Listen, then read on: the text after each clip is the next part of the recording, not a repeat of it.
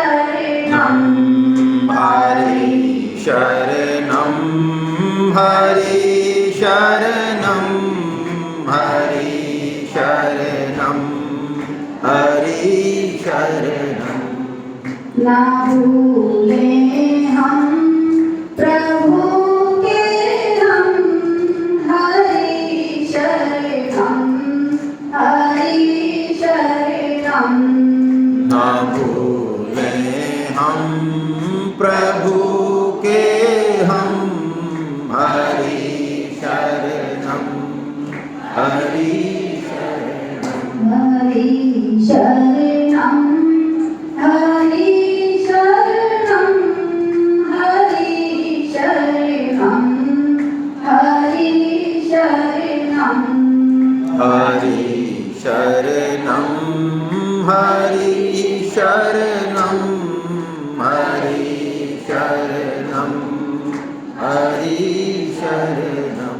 हरे कृष्णा हरे नाम हे मेरे नाम मैं आपकी शरण में हूँ। मैं आपकी शरण में आप कृपा करें मैं आपको भूलूं नहीं। मैं आपको वसुदेव सुतं देवं कंस चाणूरमर्दनं देवकी परमानंदं कृष्णं वंदे जगद्गुरुम्। आप सभी वैष्णव जनों के चरणों में दंडवत प्रणाम। हरे कृष्णा। बड़े सौभाग्यशाली हैं हम लोग कि भगवत गीता श्रवण के लिए इकट्ठे हुए, उस संकल्प को हम मूर्त रूप दे पाए। भगवान की वाणी हमारे जीवन में किस तरह से और कितना काम करती है ये हम इमेजिन नहीं कर सकते।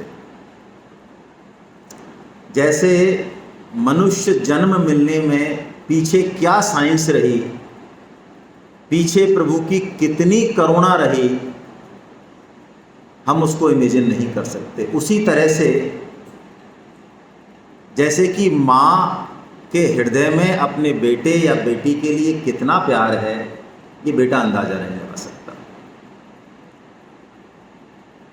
एक बहुत बड़े बिजनेसमैन हुए हैं, शायद बिरला जी, मुझे एग्जैक्ट नाम याद नहीं है। तो उनकी जो घर से थी वो बड़ी संभ्रांत महिला, पूरे परिवार को, 3-4 पीढ़ियों को, 70-80 से ज़्यादा लोगों को एक साथ एक प्रेम के सूत्र में बांधने की जिनकी क्षमता, ऐसे दुर्लभ प्राणी आजकल नहीं मिलते हैं। तो उन्होंने अपनी जीवनी में लिखा, उन्होंने अपनी बेटी को बड़े अच्छे से पाला, बेहिंता प्यार दिया। जब उनकी बेटी बड़ी हुई और उसका विवाह हुआ और जब उसका प्रसव हुआ और जब उसकी बेटी हुई, तब उसने हॉस्पिटल के बेड से अपनी माँ को पत्र लिखा। ये बहुत पुरानी बात नहीं, अभी की बात है, 50-60 साल पहले। वो पत्र अपने आप में बड़ा खूबसूरत है। उसकी सार ये है, उस बेटी लिखती है कि माँ, तुम मुझे कितना प्यार करती थी, कब कब तुमने मेरे साथ कैसा कैसा किया और कैसा कैसा भाव तुम्हारे मन में रहा होगा, इसका थोड़ा बहुत अंदाजा मुझे आज हुआ है जब मैं खुद मां बनी। भगवान की कितनी करुणा हमारे ऊपर है, ये हम कितना ही पढ़ लें, कितना ही सुन लें बार बार सेमिनार में, लेकिन हम इसको इमेजिन नहीं कर सकते। यही समस्या है।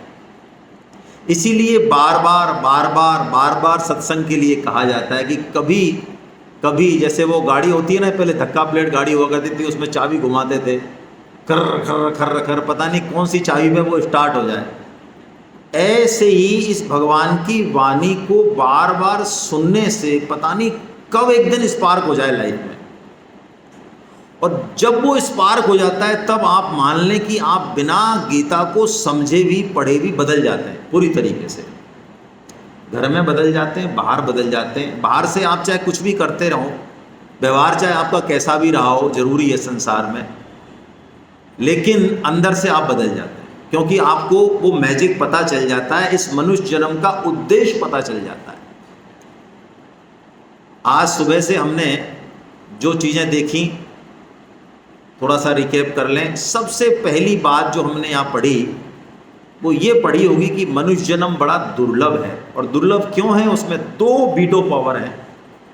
वो नए कर्म कर सकता है, प्रारब्ध है उसके साथ। बाकी सब योनियों में प्रारब्ध ही है। प्रारब्ध मतलब भाग्य, सब कुछ फिक्स है उनका, नया करने को उनके पास कुछ नहीं है। हमारे पास भी प्रारब्ध है, ऐसा नहीं है कि नहीं है, बहुत कुछ है हमारे पास। हमारी शादी कहाँ होगी, हमारे पास पैसा कितना होगा, हमें पति का या पत्नी का सुख मिलेगा कि नहीं, जो पैसा होगा उसको हम भोगेंगे कि नहीं, प्रॉपर्टी से हमको पैसा मिलेगा, नुकसान, बहुत सी चीज़ें, नेम एंड फेम, बहुत सी चीज़ें हमारी लाइफ में डिसाइडेड है। आप माने चाहे ना माने, बहुत सी चीज़ें डिसाइडेड है, कुछ नहीं कर सकते आप। हाँ, अपने आप को बचा सकते हो। गीता पढ़ने के बाद आपको कुछ नहीं कर सकते तो गीता क्यों पढ़ें भाई? कांटे तो रहेंगे जंगल में से, आप साफ नहीं कर सकते। हाँ, जूती पहन सकते हो, ऐसी जूती पहन सकते हो कि कांटे हों चाहे नहीं हो आपको समस्या नहीं आएगी। गीता दुखों को कम नहीं करती या आपके प्रारब्ध को नहीं मिटाती है, वो तो आएगा। और आए क्यों ना, जो हमने ही किया है, जो अच्छा कर्म या बुरा कर्म जो हमने किया है हमारे पास क्यों ना आए, आएगा, वो तो भोगना भी चाहिए। हाँ, लेकिन गीता हमें वो मंत्र अवश्य देगी जिससे कि वो आए, दुख सुख और चाहे जाए, हमें कोई फर्क नहीं पड़ेगा, क्योंकि हमें उससे भी एक ऊंचा सुख वो मिल जाता है। तो मनुष्य जन्म बहुत दुर्लभ है 2 पावर के कारण। नए कर्म करने की स्वतंत्रता, यानी आहार, निद्रा, भय और मैथुन, ये 4 क्रियाएं यदि हमने की जिंदगी में, अच्छी से अच्छी की चाहे, तो हम पशुओं से श्रेष्ठ नहीं हैं, गए गुजरे हैं। पहली चीज़ तो ये बहुत स्पष्ट रूप से हमें समझ में आनी चाहिए। ये मनुष्य जन्म हमको बढ़िया से बढ़िया आहार करने के लिए, निद्रा लेने के लिए, या सिक्योरिटी अरेंजमेंट के लिए, अपने और अपने फैमिलीज का और फ्यूचर्स का, बच्चों का, दुनिया भर का, और सेक्सुअल प्लीजर के लिए, काम सुख, इसके लिए नहीं मिला है। जितना आप नीचे की योनि में हम जाते हैं, ये सब चीज़ें उतनी बेहतर होती हैं। हमें लगता है कि हमारे पास बेहतर है, नहीं। यदि मैं एक काम सुख की बात करूं तो पशुओं में ज़्यादा बेहतर है या हम में? पशुओं में है, उनके पास कोई बंदिश नहीं है, उनके पास रिश्ते ही 2 हैं, स्त्री और पुरुष। वो जानते ही नहीं माँ बेटा क्या होता है, बहन भाई क्या होता है, कोई बंधन नहीं उनका, तो वो ज़्यादा वहाँ पे फ्रीडम है उल्टा। तो यदि 4 चीज़ों में हमने लाइफ निकाली तो इसका मतलब हमने कुछ नहीं किया, चकनाचूर कर दिया सारा, इतना पतन कर लिया अपना, चाहे कितना ही हम टॉप पे हों, पुजरे हों सोसाइटी में, कोई फर्क नहीं पड़ता उससे। दूसरा विवेक, विवेक यही है कि हम इन 4 कामों में लाइफ को नहीं जाने दें। इस लाइफ का गोल समझें कि आखिर ये वीटो पावर है क्या, क्यों भेजा हमको, ये ऐसा क्या है कि हम जन्म लेते हैं, मर जाते हैं, हमारे पास कोई कंट्रोल ही नहीं है। जैसे कोई एक धक्का मार रहा हो पीछे से, जीवन में सुख आ रहे हैं, दुख आ रहे हैं, इतने सारे तनाव है हमारी लाइफ में, नौकरी में, बिजनेस में, तनाव ही तनाव है। आखिर ये हो क्या रहा है? क्या हम बिल्कुल एक कठपुतली की तरह ही मूव करते रहेंगे, सारी जिंदगी ऐसे ही घूमते रहेंगे और मर जाएंगे एक दिन, फिर जन्म ले लेंगे, यही है सब कुछ? या इससे कोई बाहर निकलने का रास्ता भी है? जिस दिन ये सिंसियर थॉट आए किसी वजह से भी आए लाइफ में, चाहे सत्संग से आए या कभी थप्पड़ पड़े जोरदार जिंदगी का तब आए, कैसे भी आए, आप मान लें वही हमारा हैप्पी बर्थडे है, वही जन्मदिन है हमारा। तो जिस दिन ये आ जाता है फिर हम सोचते हैं कि अब आगे कैसे चलें। जो गोल है इस मनुष्य जन्म का, जो अल्टीमेट एम है, ये जो एम है ना, मकान बनवाना, नौकरी करना और भी बहुत सारी, ये एम नहीं है, ये गोल नहीं है, ये छोटे मोटे टारगेट्स हैं लाइफ के, ठीक है। ये हो जाए बहुत अच्छी बात है, नहीं हो तो भी कोई बहुत बड़ा नुकसान नहीं हो रहा है। आप लॉन्गर विजन में देखेंगे तो ऐसा ही है, ऐसा ही है, मैं बता रहा हूँ आपको। लेकिन भाई देखो, ऐसा कौन सा काम है जो आप या हम नहीं रहे तो वो नहीं हो, बताओ चलो, ऐसा कौन सा काम है? आप बहुत बड़े डॉक्टर हैं तो आपके नहीं रहने के बाद मर जाएंगे मरीज शायद, ऐसा? आपने बहुत बढ़िया मकान बना रहे हो 2 करोड़ का, बहुत बढ़िया डिजाइन है, आप नहीं रहोगे तो ऐसा मकान बनेगा थोड़ी, कभी संसार में कोई बना थोड़ी पाएगा। ऐसा कौन सा काम है जो हम नहीं रहे तो नहीं होगा? चलो बताओ। कोई नहीं है, सब हो जाएंगे। और बल्कि सच्चाई तो ये कि हाँ, कई बार हम घर से बाहर चले जाते हैं तो घर में शांति रहती है। सोचते तो हम ही हैं कि इसको कंट्रोल हम ही कर रहे हैं, पूरे घर को, इस घर को, सास बहू को और इस सबको हम ही चला रहे हैं। लेकिन आप कभी पधार के देखो बाहर, बड़ी शांति रहती है घर में, सब चलता है घर। ये गलत फहमी निकल जाए जब ये अच्छा है। एक काम है, परम श्रद्धेय स्वामी जी महाराज कहते हैं, जो हमारे बिना नहीं हो सकता। क्या?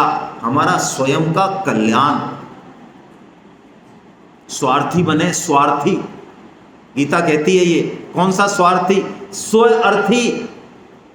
अरे आखिर बच्चे, ठीक है, ये ड्यूटी है, करनी है, अच्छे से करनी है, बिजनेस है, बच्चे हैं, फैमिली है, सब कुछ है, सोसाइटी, सब कुछ है। अरे मेरे लिए क्या, मैं ऐसा भी तो कुछ करें खुद के लिए, बिल्कुल। ये स्वार्थी बनना, यानी स्व, यानी आत्मा की भूख, उसको क्या चाहिए? शरीर को तो डाल दिया रेमंड्स का कोट, रेड एंड टेलर का कोट, बहुत अच्छी बात है, डालो। इसका भोजन क्या है? इसकी चिंता भी तो करें। यदि इसकी चिंता नहीं करी, सिर्फ रेड एंड टेलर में ही रह गए, है ना, रीड एंड टेलर में, तो खत्म है कहानी, फिर कुछ नहीं है। तो भगवान इसलिए सबसे पहले सांख्य योग कहते हैं। सांख्य मतलब एनालिटिक, बुद्धि।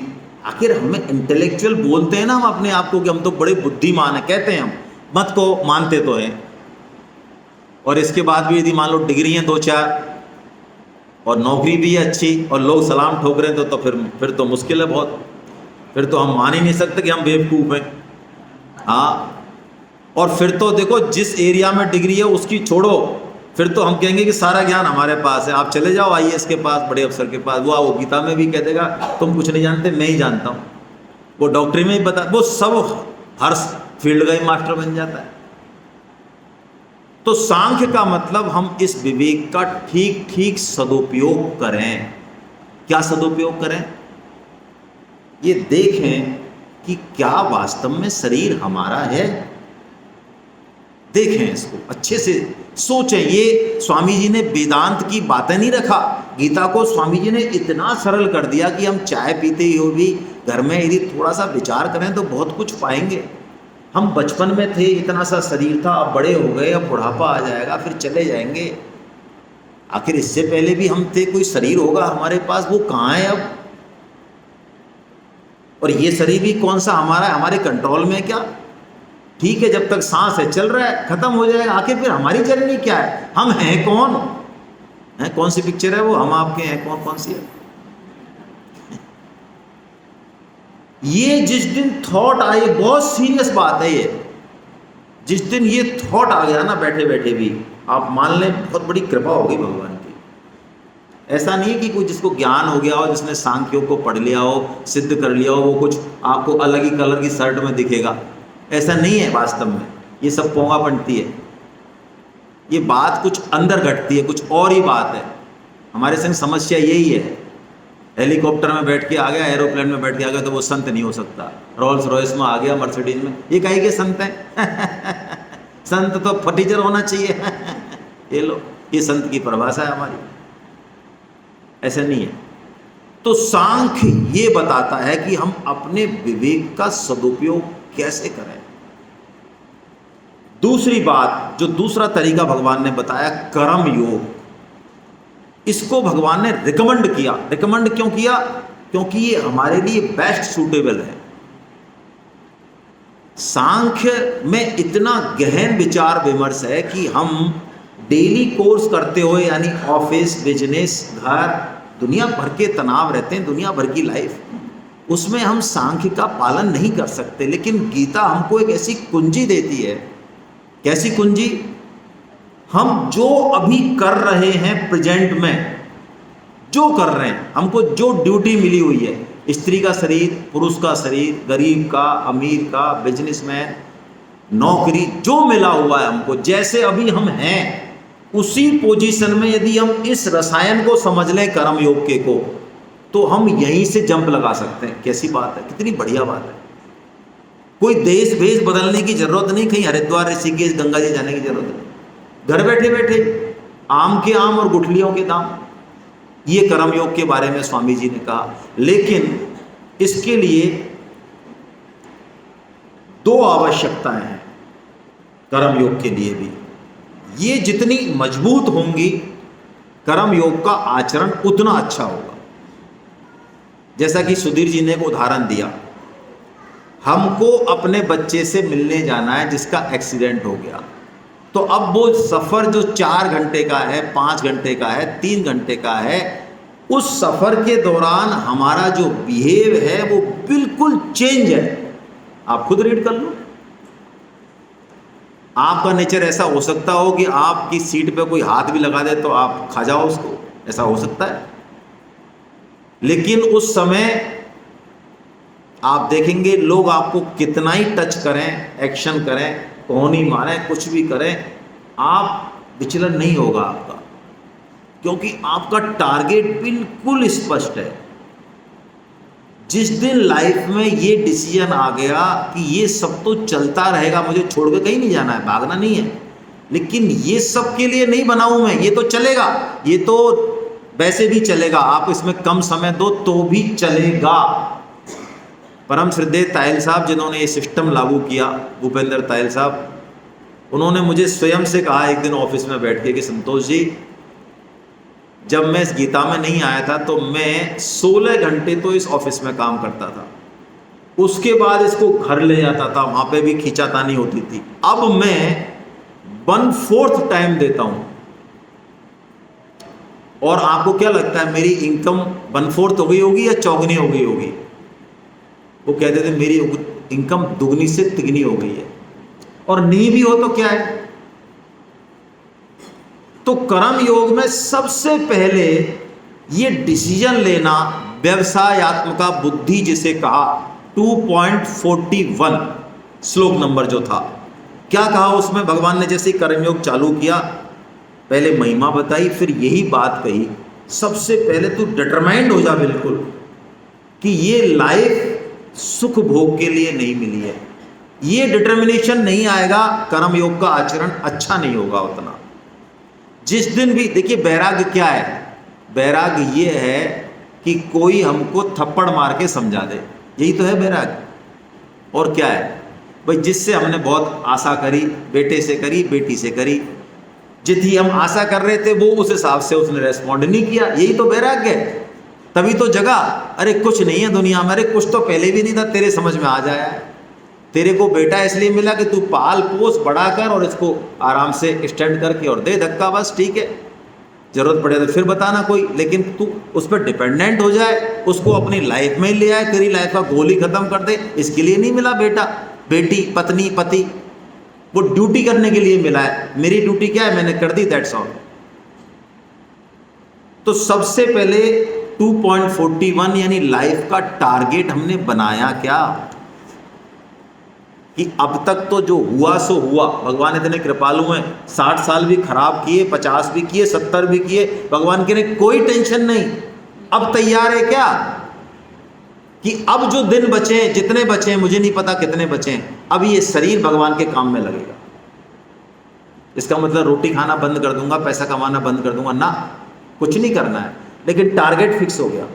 अब विचलन आएगा ना, कोई समाज से आएगा, पत्नी से आएगा, पति से आएगा, घाटा होगा, कुछ भी होगा, लेकिन वो आपको इतना अफेक्ट नहीं करेगा, पहली बात। दूसरी बात, जो भी मिला है, ये कर्मयोग के लिए दूसरी बात, जो भी मिला है सब साधन सामग्री है, भोग सामग्री नहीं है। लिखने लायक बात है ये स्वामी जी की। जो भी मिला मतलब सबसे पहले तो शरीर ही मिला, शरीर के नाते फिर और सब कुछ मिला, पति पत्नी माता पिता भाई ये वो घर दुख जो भी मिला सब किसके लिए है? यदि आपको धन बहुत है तो इसका मतलब आप ही मिले थे क्या भगवान को धन देने के लिए, और कोई नहीं मिला? वाल्मीकि जी कौन थे? पहले डकैत थे, मार देते थे आदमियों को। भगवान ने क्या लिखवाया उनसे? क्या लिखा? रामायण लिखी, आदि काव्य कहते हैं उसे। उससे पुराना कोई काव्य नहीं है, ना महाभारत है ना गीता है, कुछ नहीं है। तो यदि हमको भगवान ने कोई चीज दी है, अच्छी पोस्ट दे दी, धन दिया, शरीर दे दिया, सेवा, कोई चीज दी, तो हम कृपा माने कि हम ये सेवा कर पा रहे हैं, हम उसको अपनी नहीं मान लें। हाँ हमारे पास है, ट्रस्टी हैं हम, लेकिन वो हमारी। जिस दिन ये बात समझ में आ गई, बस ये दो बातों से कर्मयोग पूरा हो जाता है।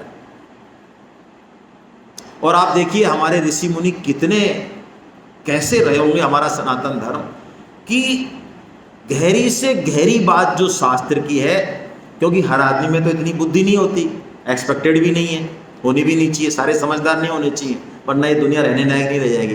कुछ मूर्ख चाहिए। पति पत्नी में भी से एक मूर्ख हो तो लाइफ बहुत अच्छी निकलती है। समझदारों के घर देखे होंगे आपने, कुछ होते हैं बेवकूफ सोसाइटी में, घर में, तो ये समाज आगे चल रहा है। वरना हमारी तरह दिमाग वाला हो ना, 2+2 4 वाले, तो दिक्कत हो जाए बहुत बड़ी। तो कम दिमाग वाले भी, सीधे साधे लोग भी उस तत्व का आचरण कर सकें अच्छे से, ये हमारे ऋषि मुनियों ने डेली लाइफ में वो चीजें कर दी। डेली लाइफ में जैसे कि देखो मैं आपको बताऊं, हमारे यहाँ पंच महायज्ञ का प्रावधान है, ठीक है। पंच महायज्ञ पढ़े होंगे आपने, आप ही किताब में लिख रहे हैं 3.12 में, पढ़ लेना आप। भाई क्यों है पंच महायज्ञ? यज्ञ का मतलब क्या? जो भी मेरे पास है उसमें से जिसका जो हिस्सा है वो मैं दे दूं, ये यज्ञ है मूलतः। भाई हम जब आए थे यहाँ पे, बचपन में जब हमने जन्म लिया, उससे हम अब तक आए थे, जब 1-2 किलो के रहे होंगे, 2-4 किलो के रहे होंगे, तो अब 60, 70, 80 के हो गए। तो बताओ ये सामान हमने कहां से इकट्ठा किया? अरे कहां से लिया ही है भैया? हाँ लिया है, पक्का है ना ये तो, इसमें तो कोई ऐसी झूठ वाली बात नहीं है। तो यदि लिया है, सूर्य से लिया, चंद्रमा से लिया, प्रकृति से लिया, माता पिता से लिया, सोसाइटी से लिया, यहाँ पढ़े, यहाँ खेले, ये किया वो किया, तो जब लिया है तो क्या देने की जिम्मेदारी नहीं है? तो बस यही है यज्ञ। और यज्ञ है क्या? पितरों को लोग कहते हैं श्राद्ध और तर्पण, कोई बैठे हो तो बुद्धिमान श्राद्ध और तर्पण, जो मर गए उनको क्या श्राद्ध और तर्पण? देखो कैसी कैसी खोखली बुद्धि है बिल्कुल। अरे उनसे ये शरीर है और वो दिखते नहीं है, तो दिखते नहीं है इसका मतलब है नहीं क्या? इतनी सी परिभाषा है क्या? ये बहुत छोटी परिभाषा है। सीइंग इज बिलीविंग, इसको लोग मानते हैं मॉडर्न, ये बहुत घटिया परिभाषा है। जो दिखता है वही है, ये बहुत घटिया परिभाषा है, इस पे बिल्कुल नहीं चले गीता साधक। अरे उनके प्रति हमारा कर्तव्य है, हम उनको दे रहे हैं। जब आप मिलाते हैं नंबर, मोबाइल नंबर, तो दिल्ली मिलता है, 22 करते हैं तो बॉम्बे मिलता है, 33 करते हैं तो मद्रास मिलता है। ऐसी सिस्टम है जो हम समझना चाहें तो समझ सकते हैं, जिसका मंत्र बोलते हैं, जो हमारी आकांक्षा कर रहे हैं वहां पहुंचता है, वो ये सिस्टम है। तो हमारे यहाँ पंच महायज्ञ बताया। सबसे पहली रोटी किसको देते हैं हम? गाय को। और आपको एक चीज और समझ में आ जानी चाहिए, कह तो दें भले ही हम कि हम दे रहे हैं गाय को, सूरज को जल चढ़ा रहे हैं, फलाने को पर्वत को पूज रहे हैं, ये कर रहे हैं, उसको ये कर रहे हैं, हम कह तो दें, बढ़िया है कहना, हम दे रहे हैं, हम कर रहे हैं इनको, लेकिन वास्तव में बात उल्टी है। हम गाय को रोटी दे रहे हैं तो गाय हमको दे रही है या हम गाय को दे रहे हैं? गाय हमको दे रही है। कई लोग मानेंगे नहीं, तो मैं उदाहरण से समझाता हूं अपनी बात। देखिए, आप कितनी भी बढ़िया तरीके से अन्न कमा लें, शुद्ध कमाई हो, साफ सफाई से हो, कितनी हो, तब भी अन्न में पाप रहता ही है, रहेगा। भगवान 18.48 में घोषणा करते हैं इसकी। भगवान के वचनों के आधार पे मैं अपनी बात कह रहा हूँ, ऐसे ही नहीं कह रहा हूँ कोई उल्टी पुल्टी, आप पूछ भी सकते हैं। तो पाप रहेगा तो उस पाप का हमको भक्षण करना है, तो उस पाप का भक्षण करते करते क्या दुर्गति होगी हमारी। तो प्रावधान किया, क्या करें साहब, फिर जीव मरते हैं, जीव हिंसा होती है, झाड़ू लगाते हैं तो, पानी पीते हैं तो, सब में जीव हिंसा होती है, तो करें क्या, मर जाए क्या, कि नहीं मरो मत, करो सब काम, लेकिन ऐसा करो गाय को रोटी दे दो। क्या होगा उससे, गाय को रोटी देने से, यदि पहली रोटी गाय को दी भाव से, तो जो भी उस अन्न में पाप है वो पाप कहाँ चला जाएगा, गाय के पास चला जाएगा। गाय को दिक्कत नहीं होगी, वो छोड़ो आप, हमको दिक्कत होगी, अग्नि में तो चला जाता है सब कुछ। और इसका परीक्षण राजीव दीक्षित जी ने किया। आपने नाम सुना है राजीव दीक्षित का, सुना करो, आप पढ़ा करो थोड़ा बहुत उनको। राजीव दीक्षित ने पूना में जो उनका फार्म हाउस था वहां पर ये परीक्षण किया। उन्होंने 3 महीने तक गाय को जहर खिलाया, संख्या लिमिटेड मात्रा में, और फिर उसकी जो गौमूत्र था, गौमय, गोबर और दूध, इन तीनों को उन्होंने लेबोरेटरी में भेजा, पूसा में बाकायदा जाता था वहाँ से प्लेन से। 3 महीने तक रिपोर्ट नेगेटिव आई, यानी बिल्कुल ओके, दूध ओके, गौमूत्र ओके, गोबर ओके, ब्लड भी ओके। अब ये कोई किसी की समझ में तो आ नहीं सकता, कैसे आएगा, भगवान की चीज़ें समझ में नहीं आती वैज्ञानिकों के भी। राजीव दीक्षित जी बड़े चक्कर में थे कि ये संख्या में खिला रहा हूँ, ये जा कहाँ रहा है, खा तो रही है गाय, जा कहाँ रहा है आखिर, क्यों नहीं आ रहा है। 3 महीने बाद उन्होंने गाय के गले में एक रिंग देखी, बहुत हल्की सी नीले रंग की। फिर अगले 10-15 दिन में वो रिंग बहुत गहरी हो गई, और जब उस रिंग की बायोप्सी की, उसमें से एक सैंपल लेके, टोटल संख्या था वो।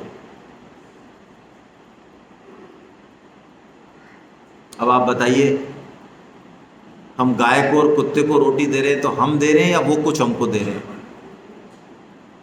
यही भगवान ने कहा इस अध्याय में। अब कर्मयोग का भगवान पालन बता रहे हैं कि कर्मयोग की बात तो सुन ली, अब इसको तू प्रैक्टिकल लाइफ में कैसे लेके जाएगा अर्जुन, डेली लाइफ में लेके जा तू, बिल्कुल सुबह से लेके शाम तक तेरे कर्मयोग सिद्ध हो तेरा हर तरीके से। और तू ये नहीं करेगा यदि, तो भगवान कहते तू तो बेकार ही जी रहा है, या तू मरी जाए तो अच्छा है, ऐसा भी कहते हैं भगवान, तू मरी जाए तो अच्छा है। क्यों, अरे तेरा अकाउंट बढ़ रहा है पाप का, तो तू मर जाए तो बढ़िया, दूसरी योनि में चला जाए तो पाप तो नहीं करेगा। और यदि ये काम कोई नहीं करता है तो भगवान कहते हैं वो पाप का ही भक्षण करता है। ठीक है, हम श्लोक बार ले लेते हैं 2 मिनट में। अर्जुन को दोनों योग बताए भगवान ने, सांख्य और कर्म योग। तो अर्जुन पूछ रहे हैं प्रभु, कभी आप सांख्य को बढ़िया बताते हो, कभी कर्म को बढ़िया बताते हो, मेरे लिए जरा ठीक ठीक कहो कौन सा ठीक है। तो भगवान ने कह दिया कर्म योग श्रेष्ठ है। क्यों श्रेष्ठ है, भगवान बता रहे हैं कि कर्म करे बिना तेरी शरीर यात्रा भी पूरी नहीं होगी। बिना कर्म किए हम रह सकते हैं क्या, एक क्षण। भगवान 3.5 बोलते हैं, आप ही किताब में है, नहीं कश्चित क्षणम भी जातु तिष्ठत्थे कर्म कृत कार्यते ही अवश्य कर्मा सर्वै प्रकृतिर जैर गुण, ऐसा भगवान बोलते हैं। यानी कोई भी प्राणी, मनुष्य नहीं प्राणी, किसी भी अवस्था में कर्म किए बिना रह नहीं सकता। यानी कर्म तो हमको करना, हम सोएंगे ये भी कर्म है, हम समाधि लगा दें ये भी कर्म ही है। और भगवान एक बहुत बढ़िया बात कहते हैं नीचे के श्लोक में, है ना। आइए हम थोड़ा वाचन करें, श्लोक को बोलें, संस्कृत को बोलना चाहिए, है ना। शुद्ध अशुद्ध परवाह नहीं करें, जैसा भी आ रहा है बोलें, धीरे धीरे शुद्ध हो जाता है। नीचे का श्लोक बोल रहे हैं हम, यज्ञार्थात् कर्मणोऽन्यत्र लोकोऽयं कर्म बन्धना तदर्थं कर्म कौन्तेय मुक्त संग समाचरा। कैसी बढ़िया बात कही भगवान ने कहा, अर्जुन सुन, तू कर्मों से नहीं बनता। यदि तू यज्ञ कर्म करेगा, यज्ञ मतलब जिसमें दूसरे के हित का भाव छुपा हुआ है, खुद की मिल्कियत नहीं, इसलिए मैं कर रहा हूँ, सोसाइटी को मैं कोई चीज़ दे भी रहा हूँ, डोनेशन भी कर रहा हूँ, कोई सेवा भी कर रहा हूँ शरीर से, तो इसलिए कर रहा हूँ, सोसाइटी को मैं लौटा रहा हूँ, कोई मैं एहसान नहीं कर रहा हूँ। यदि इस भाव से कर लिया तो कैसा भी कर्म तुझे बांधने वाला नहीं, उल्टा तेरा कल्याण करा देगा वो कर्म। और यदि ये भाव नहीं हुआ अर्जुन, तो बड़े से बड़ा सत्कर्म भी, सुने आप गीता की बात, ये बात कहीं और नहीं मिलेगी, सामान्य सत्संग में नहीं मिलेगी, गीता में दम है, भगवान में तो इतना स्पष्ट बोलते हैं। यदि ये भाव नहीं होगा तो बड़े से बड़ा सत्कर्म कह रहा हूं मैं, लाखों रुपए आपने परोपकार के लिए खर्च कर दिए सोसाइटी के लिए, वो भी आपका पतन करने वाला यानी बांधने वाला हो जाएगा, ये भगवान कह रहे हैं। आप कहेंगे सत्कर्म कैसे बांधने वाला हो जाएगा भैया? तो देखिए, जो परोपकार करते हैं उनके जरा खोदिए थोड़ा सा अंदर जाके, शुरू में तो नहीं खोदेंगे, वो थोड़ा गहरे में जाके खोदिए उनको, उनके सत्कर्म के पीछे, परोपकार के पीछे भाव क्या है ये पता लगाइए, लगाइए तसल्ली से लगाइए, एकदम से नहीं लगेगा। जाइए खोदिए अंदर। यदि भगवान की प्रसन्नता का भाव है, खुद का कहीं इन्वॉल्वमेंट नहीं है, तो बात अलग है, फिर तो वो यज्ञ हो गया। और यदि मान बढ़ाई छुपी है, कर्ता भाव छुपा है, लोग हम कहीं ना कहीं अहम तुष्टि छुपी होगी, आप देखिएगा अंदर। ऊपर से बहुत अच्छी पिक्चर है, समाज का भला भी हो रहा है, इसमें कोई डाउट नहीं है, 1000 ऑपरेशन हुए घुटनों के, लोग दुआ दे रहे हैं, कोई डाउट नहीं है, अच्छा काम है। तो अच्छे काम से क्या मिलेगा? उससे जिसमें अहम तुष्टि हो रही है उससे स्वर्गलोक मिलेगा। स्वर्गलोक से ऊपर बहुत लोक है, अल्टीमेट ब्रह्मलोक है, एक से एक भोग है वहाँ पे, अल्टीमेट भोग है वहाँ, वो सब मिलेंगे, वीआईपी ट्रीटमेंट मिलेगा। लेकिन गीता घोषणा करेगी आगे 9.20 और 21 में कि वहाँ से जैसे ही वो तुम्हारा पुण्य रूपी मुद्रा खत्म हुई हमारी, हमें धक्के मार के नीचे निकाल दिया जाएगा। तो अल्टीमेटली हमारे हाथ क्या आया? कुछ नहीं आया, ऊपर गए नीचे आ गए, फिर उल्टी हालत ज़्यादा खराब होती है, तो वो पतन है। इसलिए कर्म छोटा हो या बड़ा हो उसकी परवाह नहीं, कर्म के पीछे भाव क्या है ये हम सीखें।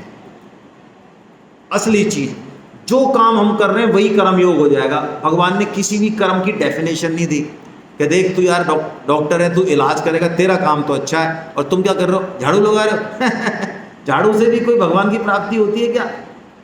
कोई अच्छा कर्म करो, अच्छा। अरे झाड़ू लगाना और समाधि लगाना ये गीता की दृष्टि में एक ही है। मैं फिर रिपीट कर रहा हूं, विवेकानंद जी ने भी ये बात कही थी, माला घुमाना और व्यायामशाला में मुदगर घुमाना ये दोनों एक ही है गीता की दृष्टि में। कोई भी कर्म हमारा कल्याण कर देगा, ठीक है। अब देखिए ये चीज हमको सीखना क्यों जरूरी है, भगवान चेतावनी दे रहे हैं। समस्या क्या है? एक तो हम ही डूब जाएं तो बहुत अच्छी बात है, लेकिन हम दो चारों को लेके डूबते हैं। भाई हमारे जो बच्चे हैं या जो लोग बच्चे मत हो, चलो ऑफिस में कोई 2-4 लोग होते होंगे जो हमको मानते हैं कि यार ये तो आदमी ठीक लगता है, बढ़िया आदमी है। बच्चों की तो रोल मॉडल होते ही हैं माँ बाप। तो माँ बाप यदि इस तत्व को नहीं समझ रहे हैं और कर्म योग नहीं कर रहे हैं, तो भगवान कह रहे हैं उनका आचरण करके वो भी लुढ़केंगे, उनका दोष भी माँ बाप पे ही आएगा। इसलिए हमारी ये जिम्मेदारी बनती है, भगवान कहते हैं क्या जिम्मेदारी बनती है? कि हम इस कर्म योग को प्रैक्टिकली करके दिखाएं। देखिए आप एक एक्सपेरिमेंट करिए, हम लोग बच्चों के सामने टैप रिकॉर्डर कुछ ज़्यादा ही चलाते हैं, ये बहुत बड़ी समस्या है आजकल। समस्या उधर भी है, मैं मना नहीं कर रहा हूँ, जनरेशन गैप हो गया, लेकिन समस्या हमारे साथ भी बहुत है। हमारे पास हर मौके पर क्या उपदेश देना है इसकी कैसेट फिक्स है, और जैसे ही मौका मिला वो कैसेट बजती है, और उस बच्चे ने वो कैसेट इतनी बार सुनी हुई होती है कि उसको ये तक पता है कि अब इस सेंटेंस के बाद मम्मी क्या बोलने वाली है, पापा क्या बोलने वाले हैं। अब आप समझो आपकी कोई इज्जत करेगा? सोचे अपन, तो क्या करें महाराज? देखो भगवान गीता में जो कहते हैं, अभी कहेंगे बड़ी अच्छी बात, 3.26 में कहेंगे, अभी आ रही है। गीता कहती है आचरण से शिक्षा दें। यदि आप कुछ ना बोलें, लेकिन आप जो कर रहे हैं उसकी रीडिंग बच्चा दिन में 20 बार कर रहा है। वो एक्सरे करता है आपका, ऑफिस में भी होता है आपका, सब जगह एक्सरे होता है।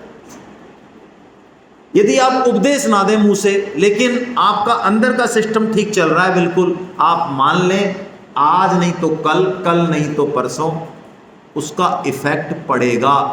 और स्वामी जी तो कहते हैं 5 गुना पड़ेगा बोलने से भी। बोलना है बारूद की बंदूक, जैसे पहले वो पटाखे चलाते दिवाली पे, किसने देखी है? उसमें बारूद भरते थे, लोहे की बंदूक आती थी ना एक, लो देखी नहीं तुमने? किसने? पुराने लोगों ने तो देखी होगी। हाँ, बारूद भरते थे उसमें लोहे का, उसमें टिकाते थे उसको, लोहे को फोड़ते थे। और एक होती है ओरिजिनल बंदूक। तो स्वामी जी कहते हैं ये जो वाचिक उपदेश है, वाचिक ज्ञान है, ये तो बारूद की बंदूक है, और आचरण से जो उपदेश है वो असली वाली बंदूक है। तो ये जिम्मेदारी बन गई हमने। कितना बढ़िया श्लोक है ये। इसको भगवान ने कहा लोक संग्रह के लिए काम करना।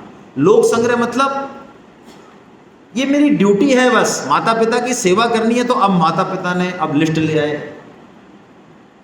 कि देखो आजकल के कितना हमारे साथ के माता पिताओं ने कितना हमारे साथ कितना बढ़िया बढ़िया एजुकेशन दी, कितनी अच्छी फैसिलिटी दी, तुमने हमारा सत्यानाश कर दिया।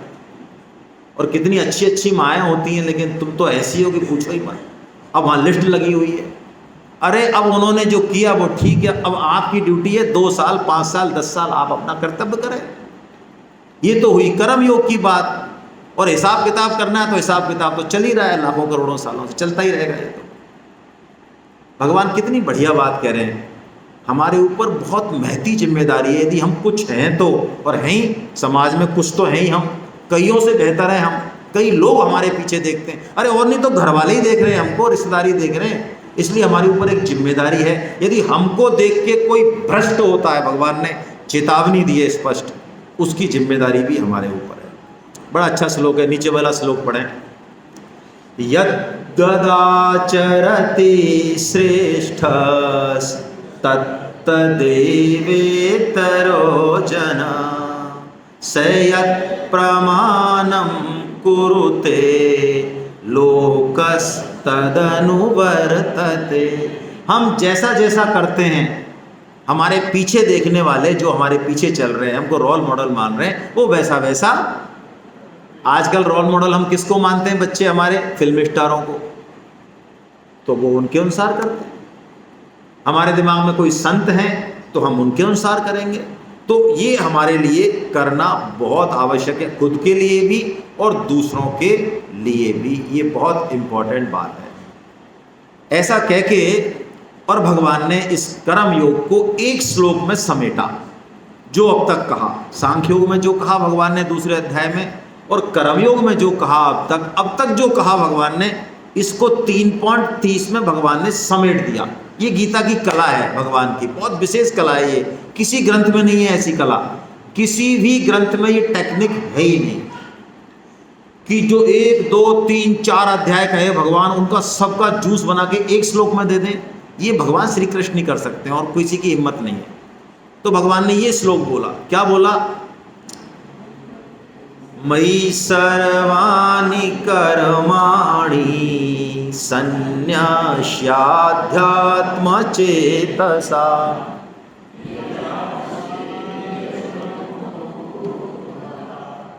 युद्धस्व विगत ज्वर।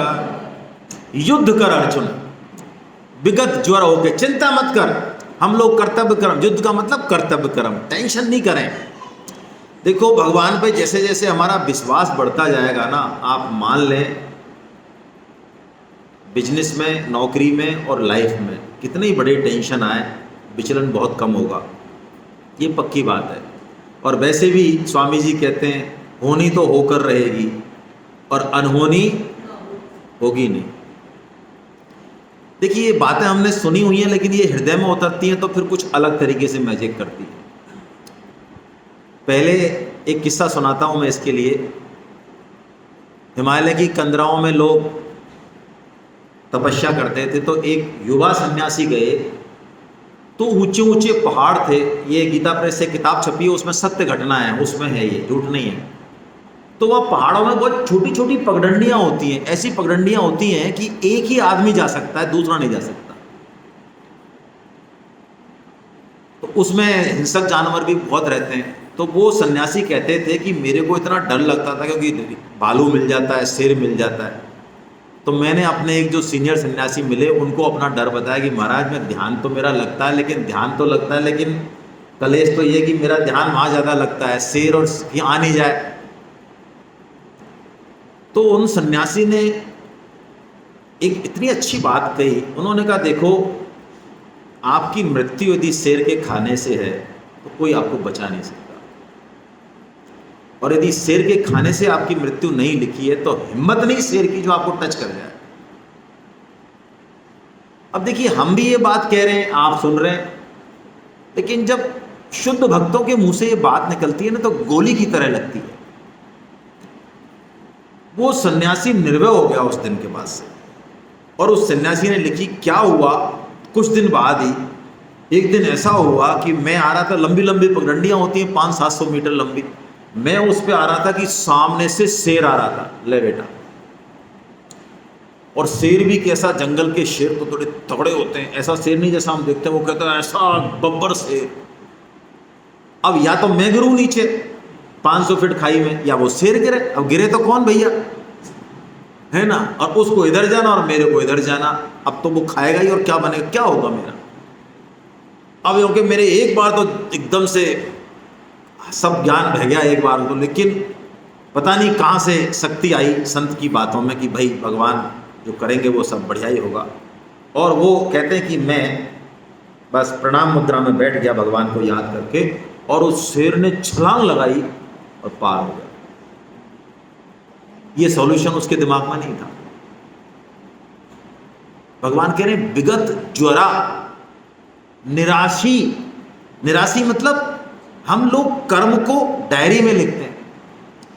ये जो समस्याएं होती हैं, फैमिली जनरेशन जो गैप होता है, इसलिए इसमें भी एक समस्या, एक बात है कि हमने जितने भी अब तक कर्म किए दूसरों के लिए, बच्चों के लिए, सबको हमने नोटेड डाउन कर रखा है, और कुछ ना कुछ चाहते हैं हम उनसे। हम कहते हैं देखो साहब हम कुछ नहीं चाहते, सब भगवान का दिया हुआ है, और हम तो बस चाहें बच्चे पल जाएं, अच्छी नौकरी करें और अच्छे से रहें, बस इतना ही बोलते हैं। और हमको भी अच्छे से रखें ये नहीं बोलते, वो अंदर बोलते हैं। वो उनकी ड्यूटी है, रखना चाहिए उनको, नहीं रखते तो ठीक है। ये निराशी निर्ममो, निर्ममो मतलब, निर्मम मतलब क्रूर से नहीं है यहाँ। देखिए ममता यानी हमारा अपनापन जो होना, वो केवल भगवान से हो। ये बहुत गहरी बात है। अभी आप मान लें हम लोग, हमने कई जगह अपनी ममता फंसा रखी है, और जब तक हमको थप्पड़ नहीं पड़ेगा हम सुधरते नहीं हैं। असली बात तो यही है। लेकिन शास्त्र तो यही कहता है कि एक भगवान के अलावा हमारा कोई नहीं है।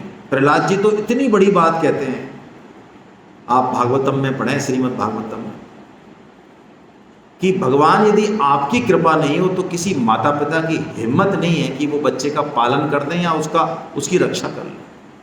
यदि आपकी कृपा नहीं हो तो किसी डॉक्टर की हिम्मत नहीं है कि उसकी औषधि काम कर जाए। यानी सिस्टम कुछ और है पीछे।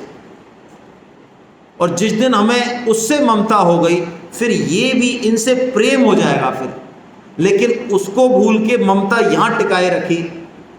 स्वार्थ संबंध है, ये तो हमारे सारे स्वार्थ संबंध हैं, तो फिर ठीक नहीं होगी बात। और भगवान कह रहे हैं अर्जुन, समस्या क्या आती है इस कर्मयोग का ठीक ठीक आचरण करने में, ममता हमारी क्यों रहती है संसार में, कि हर इंद्रिय में राग और द्वेष छुपे हुए हैं। कोई चीज तो हमको कैसी लगती है, अच्छी, और कोई चीज कैसी लगती है, ये हमारे संग, सबके संग है। आँख कान नाक मन, इन सब के संग 24 घंटे यही चलता रहता है। ये अच्छा, कोई कहता है मेरे को तो भिंडी की सब्जी अच्छी नहीं लगती, मैं तो करेला खाता ही नहीं, मैं तो ये बहुत अच्छी लगती है मेरे को। तो ये जो अच्छा और बुरा है ना, अच्छा एक चीज बताओ, अफ्रीका की यदि कोई विश्व सुंदरी है, साउथ अफ्रीका की। तो आप में से कितने हैं ऐसे साहिवान जो उससे शादी करने को तैयार हो जाए? और वहाँ लाइन लगी हुई है करोड़पतियों की, अरबपतियों की, वो कहते हैं कैसे भी हाँ भर दे। तो सुंदरता के मायने, सुंदरता है क्या फिर? हमारे लिए अलग मायने, वहाँ के लिए जो हमारे लिए सुख है वो दूसरे के लिए दुख हो जाता है।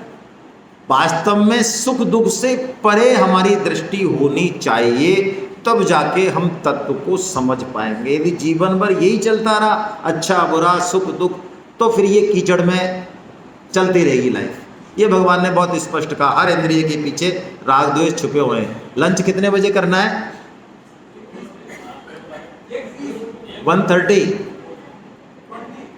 ठीक है, 10 मिनट लेट कर लेंगे, क्योंकि मुझे भी माइक जो है 20-30 मिनट बाद दिया है।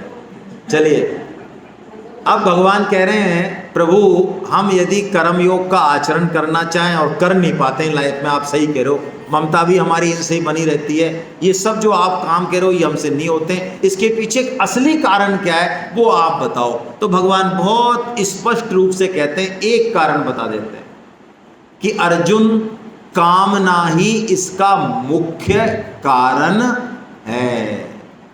कामना कह लो, फल की इच्छा कह लो। हर कर्म का फल चाहिए, हमको ये चाहिए, हमको वो चाहिए ना, हम अपनी ड्यूटी करते जाएं, अधिकार अपने आप मिलेंगे। देखिए आज समस्या क्या है, पहले ये था कि हर आदमी अपनी ड्यूटी की चिंता करता था, घर में भी सोसाइटी में भी। तो हमारी जो ड्यूटी है वो सामने वाले का क्या है? अधिकार है। भाई माँ की ड्यूटी है दूध पिलाना, तो वो बच्चे का अधिकार हो गया। अब हम क्या करते हैं घर में और बाहर में, हम अपने अधिकार की बात करते हैं, हमको सिखाया भी ये जाता है, तो सबको अधिकार चाहिए, ड्यूटी कोई करना नहीं चाहता। अरे भाई हमारी ड्यूटी सामने का अधिकार है, सामने की ड्यूटी हमारा अधिकार है, ये सिस्टम है। लेकिन हमने इस चैन को तोड़ दिया, तो कहां से मिलेगा अधिकार? ये कामना के कारण ये चैन टूटती है। भगवान ने कहा ये कामना बहुत खाने वाली है। हम ये समझें कि हम सुख भोग कर लेंगे, मकान बना लेंगे, ये कर लेंगे, तब हम चैन की नींद सोएंगे। करके देख लिया होगा भाई, बहुत कठोर शब्दों में मैं कह रहा हूं, है ना, शास्त्र की भाषा है। सेक्सुअल प्लीजर क्या हमने कई बार नहीं लिया? हजारों बार। तो तृप्ति हो गई। और जिन्होंने नहीं लिया बिल्कुल ही, उनकी तृप्ति है। ऐसे भी लोग हैं, या एक बार लिया, 2 बार लिया, या जिसके लिए बनाया शास्त्रों में वो किया और छोड़ दिया, फिर वो भी तृप्त है। और हम 1000 बार करके भी तृप्त नहीं है। इसका मतलब ये कोई ऐसी चीज नहीं है जिसमें हम कोई घी डालते रहें तो ये अग्नि जो है शांत हो जाएगी, नहीं होगी, भड़केगी उल्टी। आपने सुनी एक कहानी, आपकी किताब में है, एक राजा जो है एक बकरी को कहते हैं कोई इसका पेट भर दे तो हम उसको इनाम देंगे। तो लोग उसका पेट भरें, शाम को ले जाएं, राजा फिर घास दिखाए, वो बकरी फिर घास खाने लग जाए। राजा कह ले पेट भर के लाए तो भूखी है, डालो इसको जेल में। आखिर में कोई लोग इस सन्यासी के पास गए, महाराज देखो राजा ने कितने लोग जेल में डाल दिए। सन्यासी ने कहा हम जाते हैं। गए लंगोटी पहन के। राजा ने कहा तेरे पास ही लंगोटी है, तू क्या खिलाएगा? कि हम सब खिला देंगे, चिंता मत करो, दो हमको बकरी को। तो बकरी को लाए, घास दिखाएं उसको। जैसे ही बकरी घास देखे, एक दे डंडे मुंह पर, फिर इधर से दिखाएं, इधर से फिर डंडा दें। शाम तक बकरी को समझ में आ गया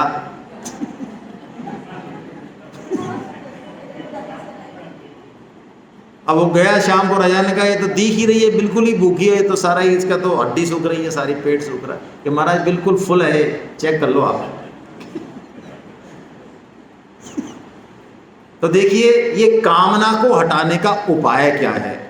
कामना हमको बहुत परेशान करती है, कभी किस चीज़ की कामना, कभी किस चीज़ की कामना। तो भगवान ने कह रहे हैं इस सिस्टम को समझो कि ये कामना रहती कहाँ है। उस शत्रु को मारना है तो शत्रु कहाँ रहता है, कितना पावरफुल है, ये सब चीज़ें जरा देखो, एक बार स्ट्रेटेजी बनाओ और उस हिसाब से उस पर अटैक करो। तो देखिए बड़ा प्यारा श्लोक है, इसको थोड़ा समझेंगे, 1-2 मिनट लेंगे, इसमें समझा रहे हैं भगवान। थोड़ी आप वैसे ही पढ़ लेते हैं हिंदी से। देखिए यहाँ पे 3-4 चीज़ें बताई, इंद्रिय बताई, स्थूल शरीर बताया, इंद्रियां बताई, मन, बुद्धि और अहंकार और काम। क्या बता रहे हैं भगवान? काम को मारना है तो काम बुद्धि से भी सूक्ष्म है, बलशाली है। देखिए, इंद्रियों को ज्ञान कौन कराता है? मन कराता है ना? पता है ना? हम कई बार ऐसे मन नहीं होता तो आंख खोल के देखते रहते हैं, लेकिन हमको ये नहीं पता सामने से कौन निकल गया। तो इंद्रियों का स्वामी कौन है? मन है। कई बार हम ऐसे होते हैं, सुनता ही नहीं कान, लेकिन मन का भी स्वामी बुद्धि है। बुद्धि जानता है मन चंचल है कि शांत है, और बुद्धि से भी बलशाली है कौन? काम। अब बताइए इसको कैसे मारे? मन बुद्धि से तो नहीं मरेगा ये, भगवान ने मना कर दिया। तो कैसे मारे? भगवान ने कहा तू स्वयं से मार। तू जो है ना, खुद आत्मा कह लो, जो भी कह लो, उसमें निश्चय कर ले तू दृढ़। तो जैसे तू दृढ़ निश्चय करेगा, फिर तो तू बुद्धि से भी, मन से भी, किसी से भी मार देगा, क्योंकि बैकअप पीछे तेरे निश्चय का है। तो निश्चय कर ले कि हमको भौतिक कामनाओं को ज़्यादा बढ़ावा नहीं देना। अब जिंदगी भर इसी में ही नहीं लगे रहे, ये करना, वो करना, ऐसे करना, अब ये पहनना, अब ये बनाना, ये गाड़ी, और ये इसी में ही लग जाएगा। छोड़े, अब बहुत ज़्यादा भोग लिया, ठीक है, अब भौतिक कामना नहीं। अब कामना करनी हो तो बढ़िया वाली करें, अच्छी वाली कामना करें। जैसे अच्छी वाली कामना करेंगे, ये घटिया वाली कामना को खा जाएगी। देखिए, जिस दिन आपको दूसरे के लिए वस्तु त्याग करने की इच्छा हो जाए, मान लो जैसे माँ को ये लगता है कि बच्चा अच्छी चीज़ खा ले, तो उसको अच्छी चीज़ खाने की इच्छा खत्म हो जाएगी। आप समझें, इस गणित को समझें। क्यों? क्योंकि देने में जो सुख है ना, वो लेने से बहुत बड़ा है। लेकिन जब तक उस देने की सुख को हम जानेंगे नहीं, तब तक हमें लगेगा लेने का ही बहुत बड़ा है भैया। लेने वाला कहेगा ये बड़ा बेवकूफ़ है, देख मेरे को दे दिया इसने। और वो अब पता ही चल रहा है वो बेवकूफ़ कौन है। यदि हम देना सीखेंगे सोसाइटी को, घर को, परिवार को, तो आप माने उसमें जो आनंद आएगा आपको, वो बहुत विलक्षण है, बहुत विलक्षण। यही भगवान कह रहे हैं, ऐसा तू निश्चय कर ले। और अब इसी चीज़ को भगवान आगे बढ़ा रहे हैं। भगवान कह रहे हैं, अर्जुन, ये मैं जो चीज़ तेरे को बताई कर्मयोग, ऐसा नहीं है कि मैंने तेरे को नहीं बताई हो,